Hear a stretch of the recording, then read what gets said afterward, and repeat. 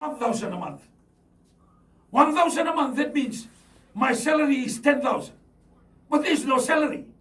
But because I confess, because I believe, and because I want to use it in the things of God, well, God is not a liar. He's not a man to lie, nor a son of man to change his mind.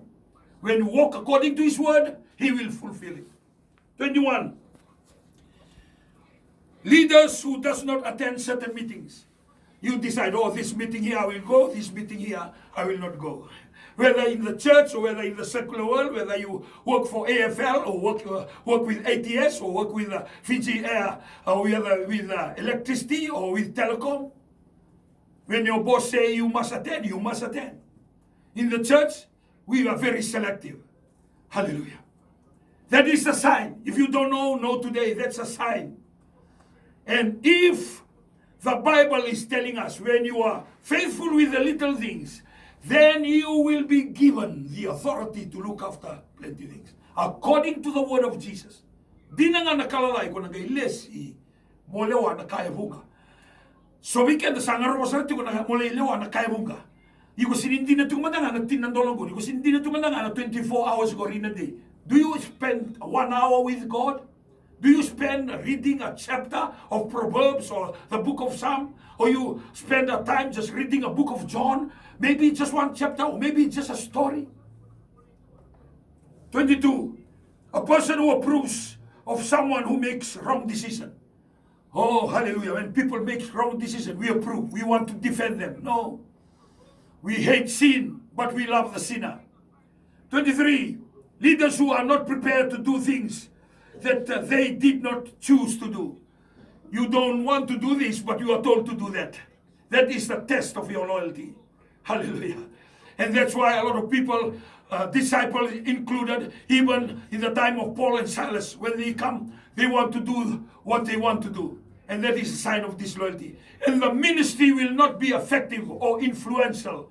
Why? Because we are not doing what we are called to do. We want to do what we want to do. We want to remain in our comfort zone. 24. When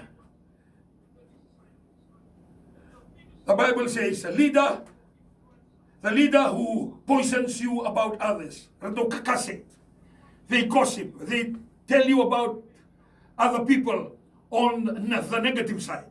Hallelujah. That is a sign of disloyalty.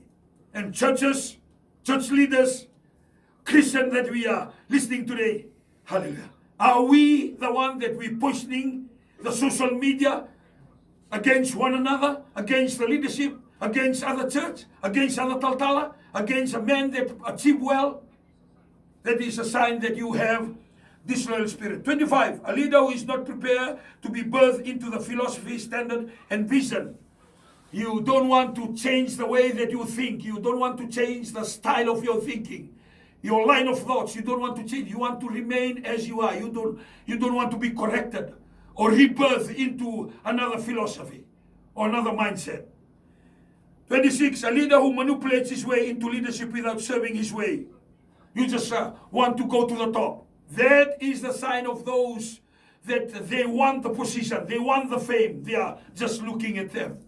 27. A leader who does not stay around to mingle and interact with other church members or with other grassroots people.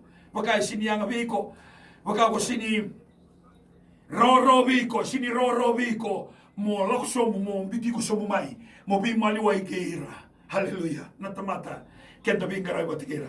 You can mingle with the grassroots people. Hallelujah. 28. Leader who has a Jezebel for a wife. Hallelujah. Na leader e bawat tagan dula Jezebel. Jezebel ngo ko na maraman daw tangani. Hallelujah. Amen. Maraman daw tangani. Marama era manipulate ka na nonambula tala na veitura tala so through sexual influences. Hallelujah. Kembali, if you are not a good leader, you will always crumble. You will always detour. You will never speak straight because of a Jezebel wife. 29. A person who constantly shifts the blame to other people. Ngayon siya di ba ngo sa Hallelujah. You don't want to take the blame. You always use other people.